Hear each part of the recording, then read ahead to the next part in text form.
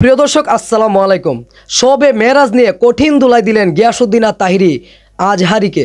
দর্শক শ্রোতা, ভিডিওটা কেউ মিস করবেন না ভাই, ইন্টারেস্টিং একটা ভিডিও। চলুন ভিডিওটা দেখে আসি, তারপর এই ভিডিও নিয়ে বিস্তারিত কথা বলি। বিশ্বনবী আল্লাহরে সরাসরি দেখে নাই। মেরাজের রাতে যখন আল্লাহর দিদারের জন্য গিয়েছিলেন কথা শুনেছেন কিন্তু দেখে নাই। দুনিয়ার বুকে থেকে আল্লাহরে দেখা যাবে, জান্নাতে না ঢুকে আল্লাহরে দেখা যাবে নাকি? কথা বলেন। আল্লাহর সৌন্দর্য দেখার মতো কোয়ালিটি আমাদের আছে? আল্লাহর চেয়ে সুন্দর কেউ আছে? জবাব দিয়ে যাই, রাআইতু রাব্বি আযজা ওয়া জাল্লা ফি আহসানি সূরাতি। আমার রাসূল বলেন, আমি আল্লাহকে আমার জন্মচক্ষে অত্যন্ত সুন্দর নমুনায় দেখেছি। প্রিয় দর্শক, আপনারা দেখলেন মিজানুর রহমান আজহারি বলতেছেন আমাদের প্রিয় নবী হযরত মুহাম্মদ সাল্লাল্লাহু আলাইহি সাল্লাম নাকি আল্লাহকে চোখে দেখান নাই, আল্লাহকে কখনো সরাসরি চোখে দেখেন নাই। ভাই আমি বুঝলাম না মিজানুর রহমান আজহারির সমস্যা কি।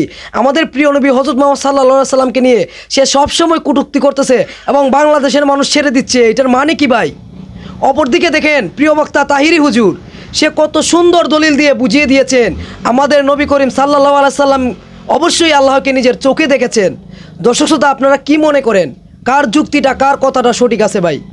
দেখেন আপনারা, প্রিয় নবী হযরত মুহাম্মদ সাল্লাল্লাহু আলাইহি সাল্লাম হচ্ছেন আল্লাহর প্রেরিত রাসূল, আল্লাহর বন্ধু। ভাই আল্লাহর বন্ধুকে ছোট করে তিনি কি প্রমাণ করতে চান? অবশ্যই তিনি স্রষ্টার সাথে ভাই যেইখানে রাসূলুল্লাহ সাল্লাল্লাহু আলাইহি সাল্লামকে অপমান করা হয় সেইখানে আমি জানি আল্লাহকে অপমান করা হয়। সব সময় একটা কথা, মিজানুর রহমান আজহারি সাহেব কিছুদিন ধরে আমাদের রাসূলকে নিয়ে কটূক্তি করতেছেন, অপমান করতেছেন, ছোট করে কথা বলতেছেন। ভাই এইটা কি তিনি সঠিক বলেছেন? অবশ্যই আমার কমেন্ট বক্সে আপনাদের মূল্যবান মতামত জানিয়ে দিবেন।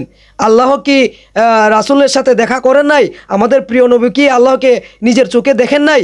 এই দলিলটা ভাই কোথায় আছে?